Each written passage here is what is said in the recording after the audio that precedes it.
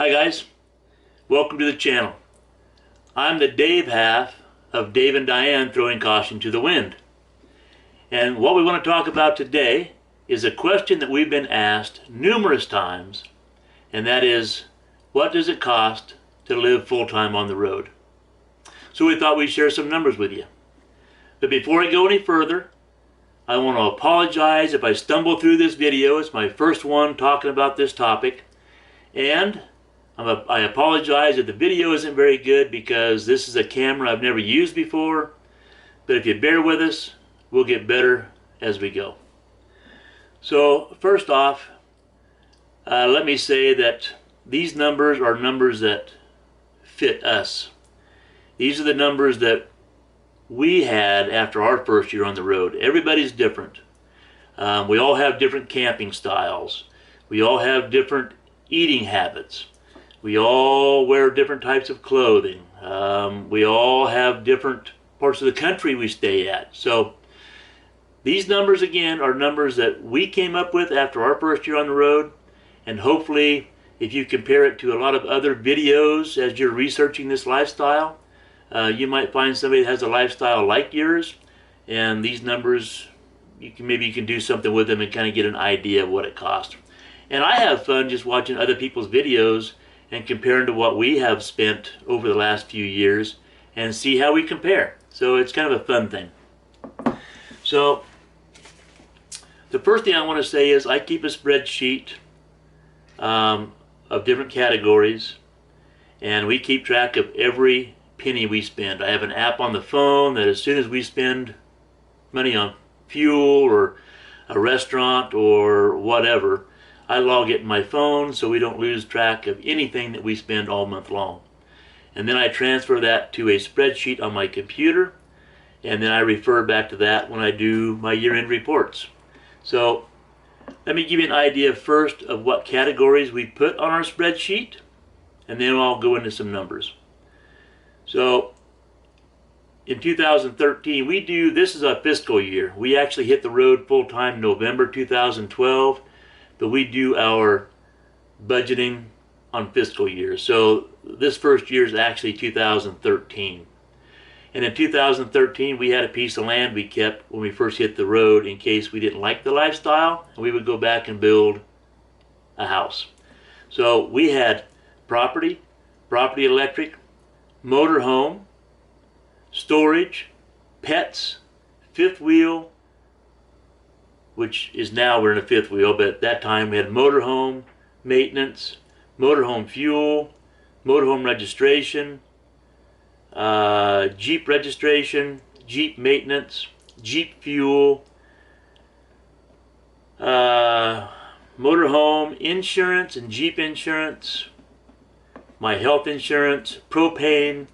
At that time we had DirecTV, food in, food out, phone and internet, campground fees, campground electric, miscellaneous health and laundry, mail, RV clubs, motorhome goodies, clothing, entertainment, household, and other.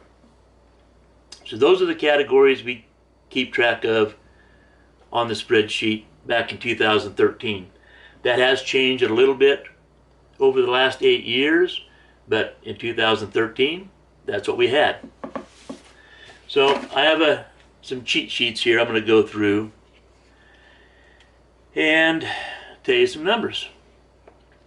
So in our first year on the road, our RV fuel expenditures added up to $3,787. So $315.58 a month. While researching the full-time lifestyle, one question that people asked other full-time RVers a lot was, what was one of the mistakes you made when you went full-time? And I can't count the times that the answer was, we treated the first year like a vacation, and we drove and drove and drove, and drove some more, and then had to go back in the future years and see the things that we drove by. So Diane and I made a conscious decision that we were not going to make that mistake. and we set a budget for one tank of RV fuel a month, and we had a 100-gallon tank. So that's kind of what we live by. And normally we would travel 80 to 150 miles and hang out for a week, travel 80, 150 miles, hang out for a week. And that's how we rolled for the first few years on the road. So that's how it helped keep our RV fuel to a minimum. Jeep fuel. Now, like I said, we pulled a Jeep Rubicon with us. We first hit the road as our transportation once we hit a location. And we spent $2,310, so $192.50 a month on average the first year on the road. Food in, so groceries. Our first year on the road, we spent $4,420, an average of $368.33 a month. So we set a budget for $350, so we weren't too far off on that number. But the food budget was a hard one to stay within. Eating out. So anytime we ate out, whether it was if we stopped for a hamburger or we stopped to buy a candy bar, that's eating out for us. And we spent $2,639 the first year, so $291 a month on average. Now what Diane and I did, and still do actually, is we get to a location, we jump online and we try to find two of the best restaurants, or two restaurants that we have interest in, and go to those two restaurants. And that kind of helps keep our eating out budget in check. Just 2 times a week we try to go out to eat. Campground fees. Now, campground fees are going to vary huge amongst you and us, I'm sure. But the first year on the road, Diane and I spent $8,515 on campground fees, so an average of $709.58 a month. Not too bad. That average cost was, that makes it right around 25 bucks a night, so I have that number later in some comments. Now the first year on the road, I will say that Diane and I used Passport America a fair amount. We didn't spend a lot of time in big resorts. We did spend mostly 1 week stays, so weekly rates. And we boondocked a fair amount that first year, so that helped keep the average down too. We had DirecTV our first year on the road, and we spent $760 for our DirecTV. But again, that'll vary how many channels you like, what packages you like. We have the pretty basic package, so $760 a month, a year. Phone and internet. First year on the road, we spent $1,764, so an average of $147 a month. I think we took off with one cell phone and a Verizon hotspot with 15 gigs of data available on our first year. And that worked for us. You know, we never streamed any movies. We weren't doing videos like this. We weren't doing a lot of YouTube. In fact, we've never streamed a movie until, I think, in the last 2 years we learned how to stream a movie. So we're a little behind the times. We're not very techy. Mail service. I think at that time our mail service, just to have the service, was $180 a year, and then we pay postage on top of that. So we spent $210 for mail service on our first year on the road. And we'll do a video on mail service in the future, but now we're just going over numbers.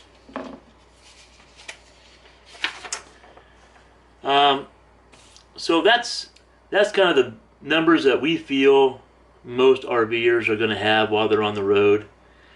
Like I said, we keep track of a lot of other numbers on our spreadsheet that really would make no sense sharing, but you know what, we're pretty open, so we'll share some numbers.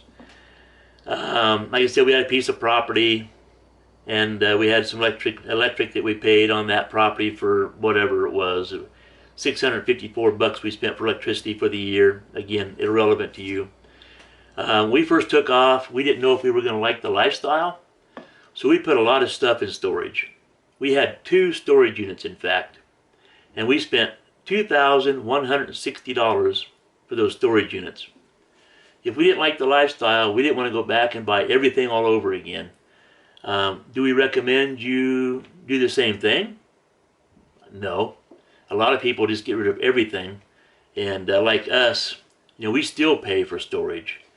Not that much, but we still have a storage unit. And to be honest with you, 8 years on the road at that kind of money for storage, we can go back and replace a lot of things. Pets. We first took off, we had a golden retriever with us. So that's something you have to think about. You have vet bills. If you want to go someplace that you can't take a pet, you may have to put your pet in a daycare. All that adds up. So for us, we spent $825 the first year we were on the road for Jack, the golden retriever we had. Motorhome maintenance. So it depends if you're in a motorhome. Are you in an RV? Are you in a new rig that has warranty? Are you in an old rig that breaks down all the time? That number is going to vary huge amongst one person to the next. But we spent $2,455 the first year on the road. Your registration is going to vary. Luckily we registered it in Oregon, and every 2 years it costs us $351, so very cheap. Insurance, again, do you have an old rig, a new rig? It's going to vary so much, but I'll give you a number. For us, our motorhome insurance and Jeep insurance together was $1,858 for the first year. And we had full-timers insurance, and that's something, if you full-time, you want to make sure the insurance policy that you get is for full-timers. What else here that I didn't talk about? Propane. We only spent $67 on propane the first year on the road. Let's see, what else didn't I talk about? Miscellaneous health and laundry. So we spent $267.99. Now, luckily, Diane and I are pretty healthy. We are not on any medications. We do carry a washer and dryer on board. We've had a washer and dryer on every RV we've had, and we will continue doing that. That's just the way we like to roll. And I'll talk about that more in one of our comments later, but that's what we spent there. Motorhome goodies. So if we bought a area rug or a new rug or a pitcher or whatever, that's motorhome goodies.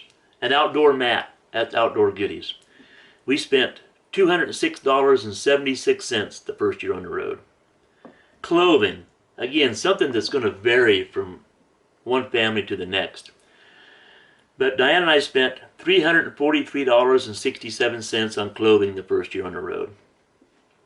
That number got bigger as years went on, I'll tell you. Entertainment, again, is going to vary so much. Diane and I like to hike. We like to bike.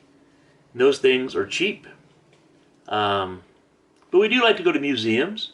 We'll go to an amusement park. If we have a flat tire on a bicycle, that inner tube or that tire goes in entertainment. If we buy alcohol, alcohol goes in entertainment. Then we have a household category, and we spent $234 on household. So household is if we need dish soap, if we need a new pot or a pan, or towels, anything like that, that goes into household. That gives you some of those numbers. Now, here's something else I do that I really enjoy. At the end of each year, I make a generic comment. And then each year, I make a separate comment. And at the end of each year as they go on, it's really fun to look back at our previous year's comments. And I'll share some of those with you. So, and again, these are our first year comments. Let me say that we're gonna do a video on our expenses for year one, like this one's for year one, year two, year three, all the way through the 8th year we've been on the road. Now I'll probably do one of those a month for the next 8 months. And then we'll continue doing those as they happen for years to come. So if you enjoy this at all, or if you're interested in what our expenses were for year 2, 3, 4, 5, 6, and 7, and 8, be sure to hit that subscribe button and come back and check out our videos. Hey, maybe hit that like button too. I'd appreciate that.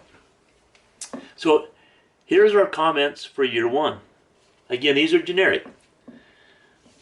We have a washer dryer on board our RV, so that helps with laundry cost.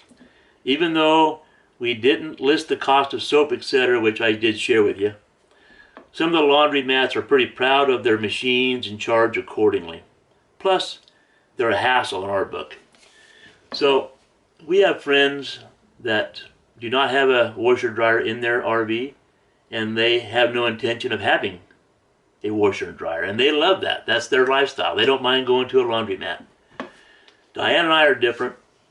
We do not want to go to a laundromat. First off, we know what's been in our washer and dryer. We have no idea what's been in the washer and dryer at the laundromat. Second, I would much rather throw a load of laundry in our washer and dryer in the evening and kick back and watch TV, or go outside and have a happy hour, or barbecue up a meal, or whatever. Anything other than going to a laundromat. But again, that's us. Everybody's different. Another comment: we treat this as a lifestyle and not a vacation. If we treated it like a vacation, I'm afraid we would go broke very quickly and end our full-timing experience. So, we live on a budget. We only have so much money. So, it's a lifestyle. Not every day can be out touring and spending money for us anyway. Another comment: just like while living in a house and working, we can only spend what we have. So budgeting is important, unless you're one of the lucky ones and have unlimited income, and that's not us.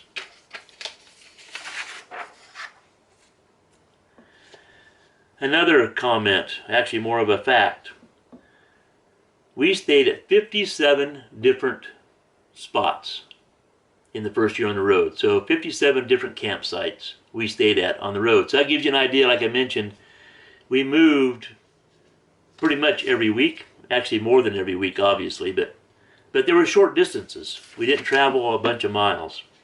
In fact, thinking back on this, I should have written down the miles we drove, and I'll make a note of that, and I'll do that in our next videos to come.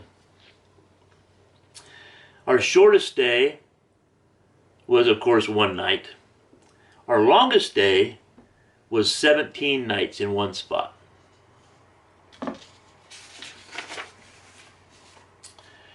Our cheapest stay per night, of course, was 0 while we were boondocking.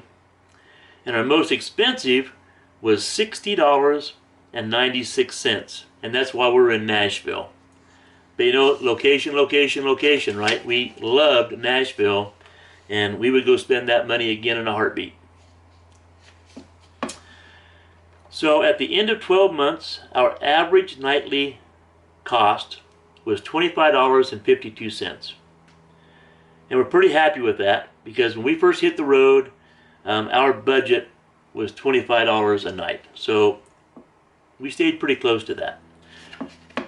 And I think when we set our budget, we were thinking about campground cost on the West Coast. And we got out east, for example, Nashville, we found that camping was more expensive out that way. So as you're budgeting, it depends on what part of the country you're in. Another statement: we have found that state parks to be our favorite places to stay. And they're best midweek when most people are gone. So we were one of those people that sat in our lawn chairs having a toddy on Sunday afternoons while people were packing up and heading back home so they can go back to work. Is that wrong to say? Yeah, maybe. But it's the truth. Another statement: large RV parks with all the bells and whistles mixed in with the park model type structures have been our least favorite places to stay. We just don't use and need all that stuff. And being mixed in with all the park model takes away from the feel and look we like. And we're talking places with 400 plus sites with lap siding park models, and this is no offense to people that like that kind of RVing. And in fact, if you come back and listen to our upcoming videos, like I mentioned, you'll see how things change as years go by. When we first hit the road, we just wanted to boondock and live as cheap as we could, but we decided that variety is a key factor in our happiness. So, we boondocked, we stayed in state parks, we stayed in some larger resorts, but not very many. The variety was important to us. Another statement. In our first year, we found our food budget to be the hardest to control. Newsflash. After 8 years, our food budget is still the hardest thing for us to keep in control. It's not cheap to eat healthy, and we do like to eat healthy for the most part. Another statement. It's easier to say follow the weather than it really is. But within reason, you can do it. You don't have to be in Tornado Alley during tornado season. You don't have to be in Montana when the snow flies. You don't have to be in Arizona or Texas when it's 100 plus degrees. But I don't care what you do to try to follow the weather.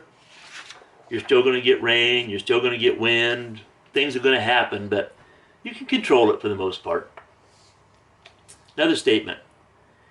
We don't miss all the stuff we had while living in the house for the most part. And my comment went on, Diane does miss working in the yard.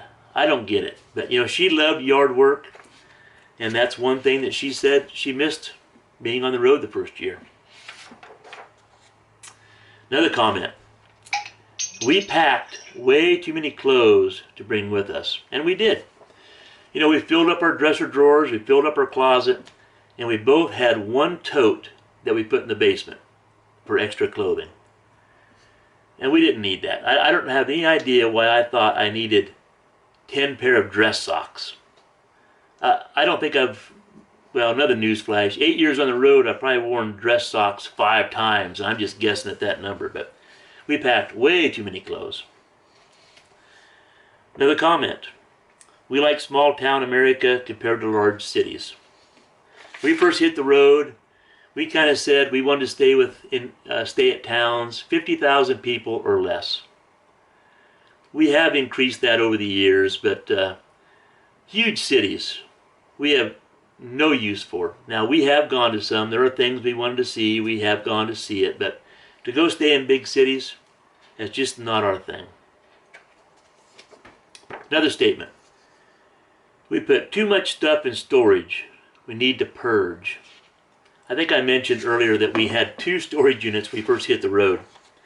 And we did purge. Obviously, we got rid of a lot of that stuff. We do still have a storage unit, but it's not what we nearly had before. Another comment. We don't seem to want stuff like we used to. We don't just buy because we can. We went to this lifestyle to simplify. Plus, we don't have the space in an RV to buy and buy and buy. Where are we going to store it? Another comment. We meet some great friendly people while traveling. We've met less grumpy people in the year we've been on the road than I would deal with normally in just 1 month at work. You go to a campground, you're surrounded by people that are like-minded. Most of them are at a campground because they want to be. They're there because they want to forget about their everyday life. They're getting away from work. They're having fun. What a great place to be. Not that you won't run into the occasional grump. It's going to happen, but not very often. Another comment. I wish I had left work sooner instead of waiting around trying to make life easier for others. The world moves on without you. So that really pertained to when I was going to retire. I hung around. I trained my replacement. And when it came time for me to retire, I should have just thrown my keys on the desk, grabbed my check, and headed out the door. But, that's not my personality. So even though I felt that way, there was no way I wouldn't have stuck around and helped. We miss our family and friends, but think they all are happy for us. And you know, we still miss our family and friends, but we do go visit them. And we do know that they're happy that we had this lifestyle change, because we're happy on the road, so they're happy for us. This comment actually was not after the first year, it was after the second year, but we could have made it the first year. If you're a recycler and travel around, you'll soon become frustrated with the lack of recycling in some parts of the country. And if one person of the pair is more of a recycler than the other, be ready for the possible conflict. So Diane's a big recycler between us. I'll recycle, but it needs to be convenient. If a park does not participate in recycling, I have no problem tossing stuff in the garbage. Diane, however, is more inclined to bag things in hope that the next stop may recycle. So if I start finding recyclables hidden, I get frustrated, which in turn creates tension. It's okay. You know, I just don't like clutter. And if we start having bags of plastic bottles or whatever, right? I find that clutter. And Diane wants to save the world. So she has no problem throwing it all in a big bag and sticking it. She washes it, she cleans it. It's all doesn't smell and stink, and it's not sticky. It's not drawing ants in the house.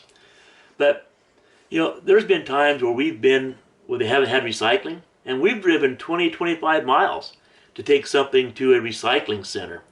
And that frustrates me. But you know, it's Diane's thing, and you have to respect that, right? So, but it does cause tension. Plastic bottles, you know, we find ways around that. Let me touch base on plastic bottles briefly. That was a huge thing because I always drank water out of a bottle. I'd go to Costco or the store and buy a bottle of water. We have now switched to a Berkey, and so that relieved the tension for all the plastic bottles with our Berkey water filter. And we'll do a video on that in the future. Another comment. I don't think, actually I know, that we could live this lifestyle if all we did is sit in one spot. If we lived in an RV and that's all we did is parked in one spot and lived in an RV for year on end, there's no way that we could do it. We spend so much time outside hiking and biking in new locations that, you know, we're fine living in an RV. But you know, a lot of people do live in one spot in an RV, and that's fine. We're not saying anything bad about that, but that's just us. We couldn't do it. Okay, I think that's all the comments I had. We shared all the numbers we're going to share in this video. Hopefully you enjoyed it. And like I said, I plan on coming back and doing one video a month about our expenses for year 2 through 8. And of course we'll throw in other videos in between. So hit that subscribe button down below. Come back and check us out. I think you'll have fun watching how things change for us over the 8 years. And as always, have a great day.